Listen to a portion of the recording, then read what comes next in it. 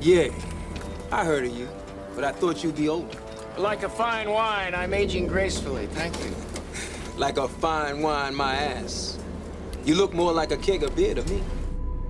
Ladies and gentlemen, mesdames et messieurs, if I could have your attention for just one moment, please. On behalf of myself, Captain Atherton, and his crew, welcome to the maiden voyage of the Argonautica!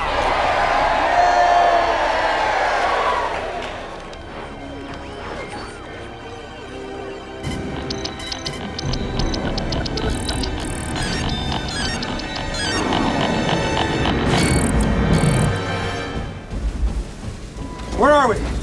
Right there, middle of nowhere. And our final destination? Right there. Any questions, Mr. Finnegan? Nope. I get paid to shut up and do my job, so I shut up and do my job.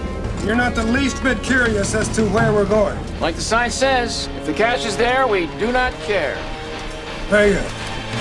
No response, sir. We have a complete mainframe meltdown. This equipment is state-of-the-art, top of the line. I have something here, sir. What is it, Colin? I don't know, sir, but whatever it is, it's, big. Probably just a bottom whale. Moving at 31 knots, sir? I don't think so. Where's it coming from? Directly beneath us, sir. 160 meters directly beneath us and rising very quickly.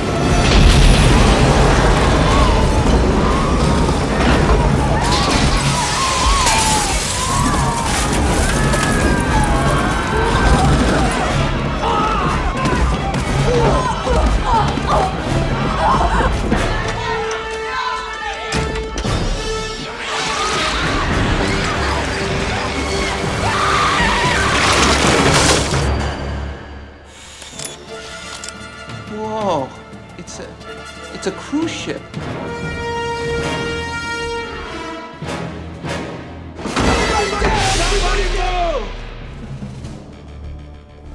This place looks post-evac, man. Total spooky town.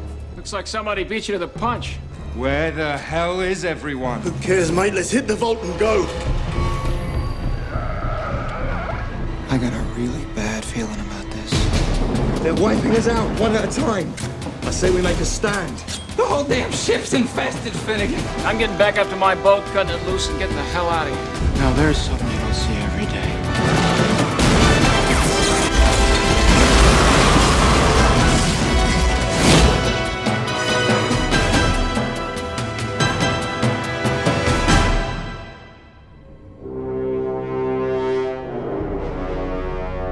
Late January of 1998, Deep Rising hit cinemas in the USA.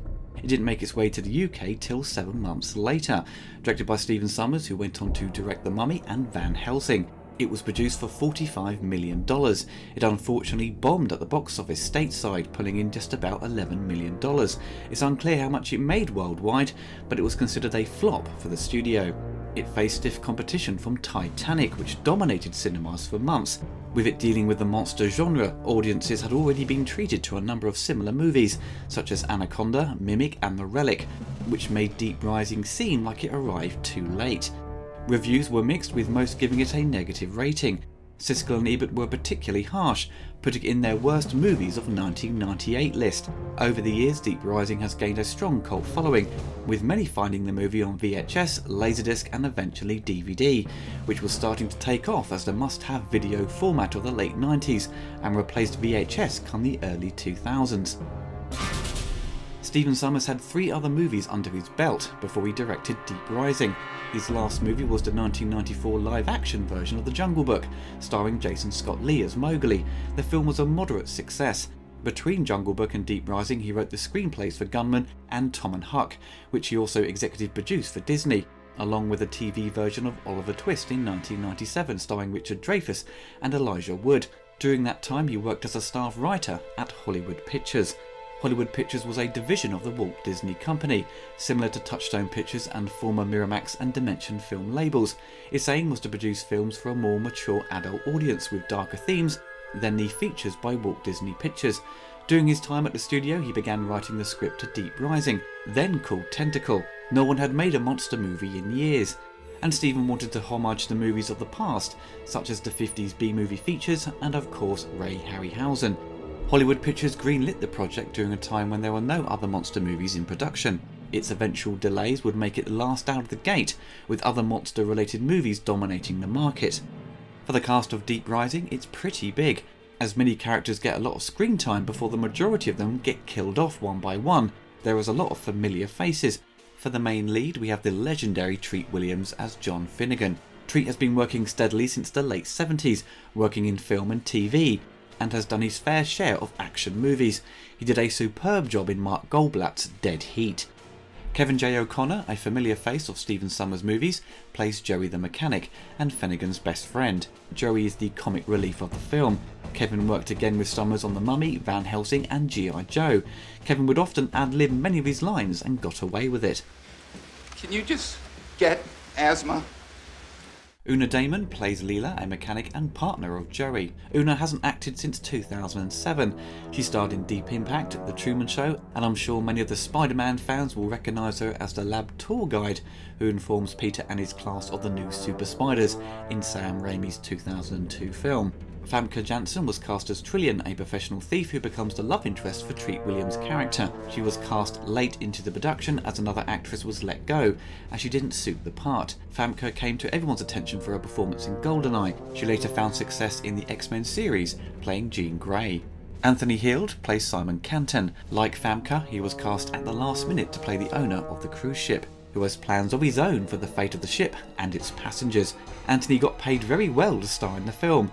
It was the most he was paid for a role at the time. He was most familiar for his performance in Silence of the Lambs, playing Hannibal Lecter's doctor. Derek O'Connor plays Captain Atherton. Derek had starred in Lethal Weapon 2, Terry Gilliam's Brazil and Hawk the Slayer. Derek later reflected that he hated making the movie. He felt bored throughout the production and his role wasn't particularly interesting, but he didn't complain about the paycheck he received, which was the most he ever got paid at the time. It seems this production paid its cast well. Now for the mercenaries, we have their leader, Hanover, played by the always reliable Wes Studi. He is hired by someone on the cruise ship to sink it and steal the money from the vault. Wes came to a lot of people's attention for his performance in Dances with Wolves and The Last of the Mohicans, but to me, I always remember him playing Sagat in Street Fighter and the Sphinx in The Mystery Men. Jason Fleming plays Mulligan. Jason had worked with Stephen on The Jungle Book and got on really well with the director, as Jason was often excited to input his own ideas for his character, which Stephen would happily take on. Cliff Curtis plays Mamuli. Cliff you may recognise from Danny Boyle's Sunshine, Die Hard 4, and is set to appear in the Avatar sequels. Clifton Powell plays as Mason. His character originally died earlier in the script, but Sommers told him he could live an additional 20 pages if he knew how to swim underwater. The late Trevor Goddard plays T-Ray. I'm sure Mortal Kombat fans will recognise him from the 1995 movie, as he played Kano.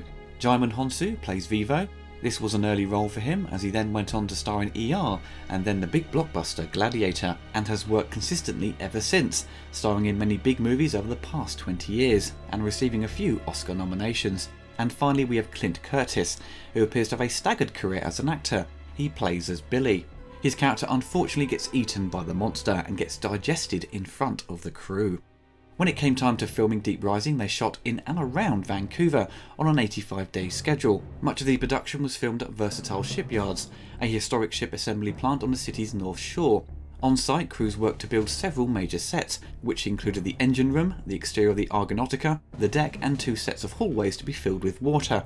They basically built piece by piece an entire cruise ship. Director Stephen Sommers said cruise ships were too cramped for their filming purposes, making it impossible to film inside them. He wanted to make sure they could move the cameras 360 degrees, up, down, sideways, and so they built the sets to meet the demands of the camera shoots. The exterior shots of the cruise ship Argonautica was created in CGI and model form. The cinematographer Howard Atherton was brought on due to the director being impressed with his work on Bad Boys. Howard at first didn't really want the job, as he was more interested in drama and not action, but he eventually gave in and jumped on board, but found the crew weren't really prepared to deal with a large amount of shooting in water, so he spent time trying to resolve the problems with operating cameras in water, devising special rigs to help the director get the shots he needed. For second unit directing, Dean Cundey was hired to handle the action. Dean didn't really deal with second unit throughout his career, as he was known primarily as a cinematographer working for the likes of Robert Zemeckis and Steven Spielberg, working on the Back to the Future series, Hook and Jurassic Park. With his expertise, he had no problem directing the action.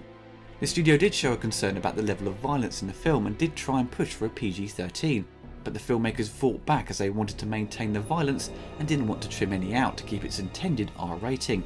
The film was previewed and tested very well with audiences, which excited the studio, but with the movie dealing with horror, comedy and action, it became difficult to market, and sadly its trailer didn't help the film gain the success it needed.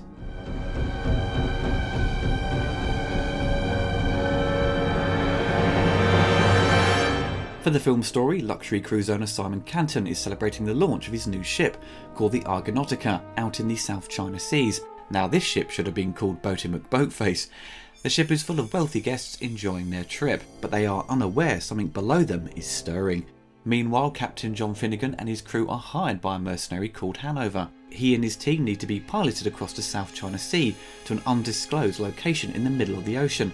Meanwhile, on the Argonautica, a saboteur disables the ship's navigation and communication systems. The ship is then hit by a large object from beneath, leaving the ship stranded dead in the ocean. While the passengers panic and attempt to escape, the unseen creatures attack them. Finnegan's boat collides with a speedboat shaken loose during the collision, at which point the mercenaries take over and reveal their intention to rob the Argonautica's passengers and vault, with plans to sink the ship with torpedoes. They come across the stranded ship and climb aboard, leaving Leela and Billy behind to repair the boat.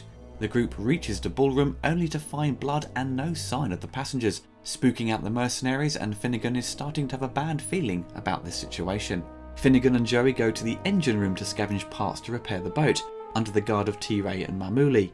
T-Ray goes off to investigate strange noises and is then torn to shreds by the creature. Mamuli contacts Hanover in a panic, but is suddenly dragged off by the creature. As Joey and Finnegan panic and escape, they run into Trillian, a passenger who was imprisoned for stealing from the captain before the ship was hit by the creatures. Hanover's group managed to reach the vault, and Vivo opens it only to be accidentally killed by Canton, who is hiding inside the vault alongside with the captain and 3 other passengers, who are then shot dead by Mason and Maligan in a blind panic. Canton and Captain Atherton explain that unknown creatures attacked the ship and killed everyone else on board. With little options left for help, Finnegan decides it's time to leave, but the monsters won't let them.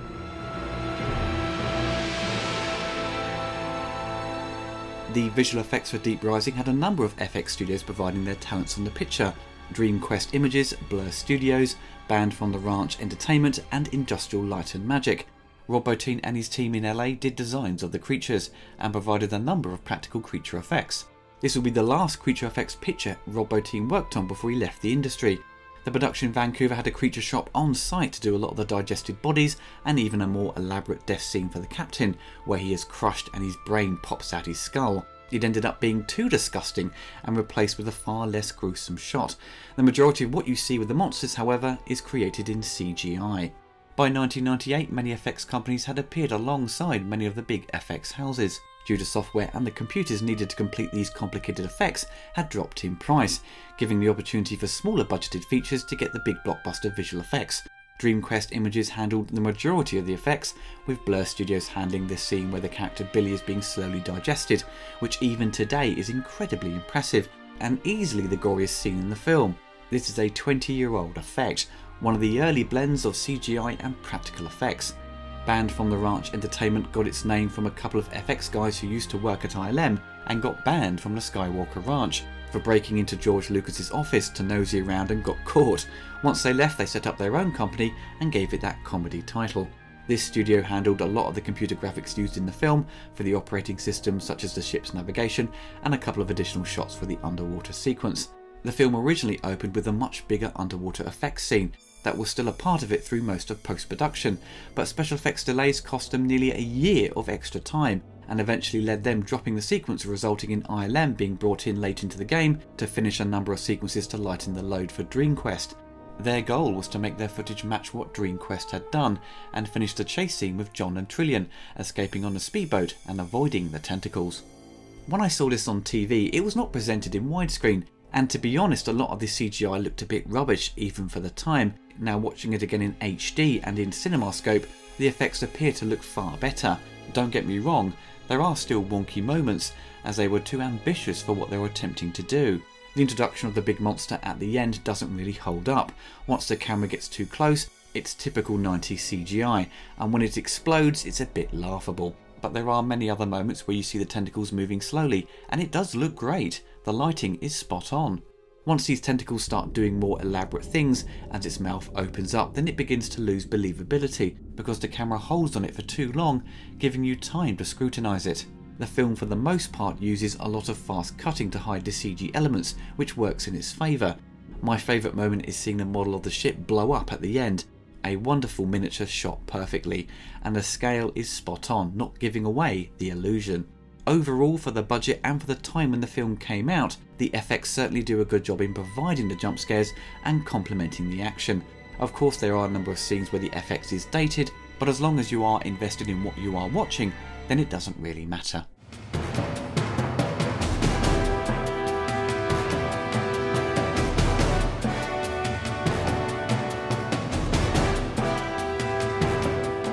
The legendary composer Jerry Goldsmith provided the score to Deep Rising. Jerry is no stranger to horror and action, providing scores to The Omen, Alien, Rambo series and Total Recall.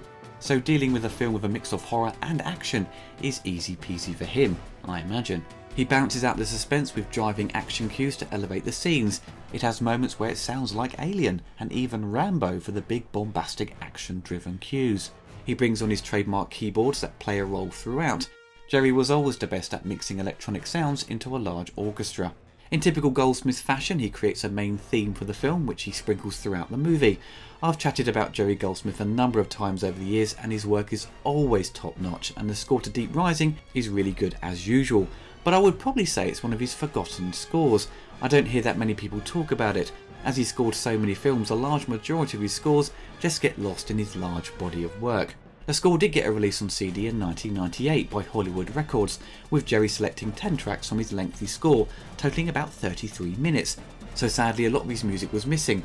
Thankfully in 2014 the score was expanded, totaling over 1 hour's worth of music, remastered from the original 48 channel digital masters and mixed down to stereo for its release. Sadly this is out of print, like most Jerry scores. Fans grab them as soon as they get released. But you can find samples of his score on YouTube to listen to, if you don't want to put down the cash for a physical copy from a private seller. I never managed to see Deep Rising in theatres back in 1998. It seemed to pass me by until a year later. It was available on cable TV as a pay-per-view option. I saw the trailer advertising it and I thought it looked a lot of fun, so I put down the money and I wasn't disappointed. The film knows exactly what it is. It's not attempting to be taken seriously. The actors all seem in on the joke, so to speak, plenty of over-the-top acting and pushing things to the edge, so it's nearly falling into being a parody. Its tongue is firmly in its cheek. Despite many of Stephen Sommers' films being hit and miss with the likes of Van Helsing and G.I. Joe, he can certainly balance the level of comedy and action, and his 90s movies are clearly his best, with Deep Rising and The Mummy being my favourites. With the monster movies we got in the 90s, Deep Rising was certainly the most fun to watch. Mimic and The Relic are taken seriously with their approach, and certainly have their merits, but Deep Rising's tone and what it's trying to be as a homage to the B-movies of the past, it works wonders. You have these typical heroes and villains thrown into this ship that's infested with monsters, and they have to fight their way out. What is there not to like? There is often cheesy dialogue and poor exposition, but that comes with the genre and what it's trying to do. It's not asking you to take this seriously, it wants to take you on a ride and make you jump when the monsters attack, and make you laugh and cheer when the action kicks in. It's pure 90s schlock. Over the years I began reading the reviews it received at the time, and most were very damning and a bit snooty, accusing it of being a rip-off of Alien and every other horror-related action film. I thought, well, who cares if it's not doing anything entirely original? If Deep Rising was a shot-for-shot copy of, say, Alien, then you would raise alarms, but it just takes a familiar formula and repackages it as something else. I never get bored of these types of movies. Video games do the same thing. One-on-one fighting games and first-person shooters all borrow from each other, and have done it for years, and people don't seem to be fazed by that and still pick them up and play them. I don't think we should treat movies any different. I think Treat Williams is awesome in this film. He is so good at hamming it up and playing the cheesy hero type character. He just gets it and has fun with it. He has great screen presence, and it's a shame he doesn't get these type of roles that often. I didn't see him in much as a kid growing up. I saw him play the villain in The Phantom and he knocked it out of the park, but most of the movies or TV shows he was in passed me by despite him constantly working. A fun piece of trivia, he was good friends with Christopher Reeve. Very cool indeed. Shame they never made a movie together. The rest of the cast do a great job. Wes Studi is great as a villain. Anthony Hild seems to have a blast playing the ship's owner as he turns against the guests and the team who come aboard so he can make a profit from the insurance claim with his intentions to sink the ship. I think everyone on screen seems to be invested in their characters. My favourite is Trevor Goddard, who sadly gets killed off way too early. Does Deep Rising work as a horror? I think it manages to. It certainly relies on the jump scares and gross out scenes to freak you out. The digested corpses and seeing that guy melt away is pretty nasty, but it doesn't have the suspense of, say, Alien, which it's often compared to. You are not on the edge of your seat wondering what's going to happen next, you are just enjoying the ride. I love how the film ends and leaves it open for a sequel. Having escaped from the ship, they arrive on an uncharted island that appears to be infested with more monsters. Kevin J. O'Connor did originally die at the end of the movie, but test audiences didn't like that, so they shot this new ending. This could be Skull Island. So annoying we didn't get a sequel. The intention of this scene was to set up the next film, which would be Journey to the Centre of the Earth, which is what Stephen Sommers was hinting at with these characters returning, but he instead moved on to The Mummy. The film is not without its faults. There is some wobbly dialogue here and there, and forced exposition, which I mentioned earlier. This is a typical trait of Stephen Sommers' writing, when Simon Canton seems to have a great knowledge of these sea monsters. Just because he owns a cruise ship doesn't suddenly give you first-hand knowledge of these things. It's done because there is no scientist or, say, expert on board, and there needs to be someone to give the audience some information about these monsters. Also because of how the sets are constructed, you never really get a good sense of the geography of the ship. It just ends up being endless corridors that takes you from one scene to another, so you never have a good idea where everything is located on the ship and how they connect. That's only a minor gripe. You also know going in who's going to die. Once someone leaves the group, they are going to meet their untimely demise, so it's a bit predictable. The mercenaries also appear to have endless amounts of ammunition. They fire off so many bullets, I don't recall anyone actually reloading their gun. If you watch Deep Rising with your serious movie critic cap on, you will pick it apart and most probably hate the film or find it really silly, like some critics did at the time. But if you go into it knowing it's a fun B-movie romp with some gory effects and action thrown in, you'll have a great time. As I've said a number of times over the years in my reviews, this is perfect to watch with a group of friends and some beers. It's Saturday night entertainment, and I think it delivers on what people would want. The film is now 20 years old, and there is a great Blu-ray release that just came out in the States, loaded with special features which is worth picking up, but make sure your Blu-ray player can play Region A titles. It's a shame the film failed at the time, and the possibility of a sequel was squashed.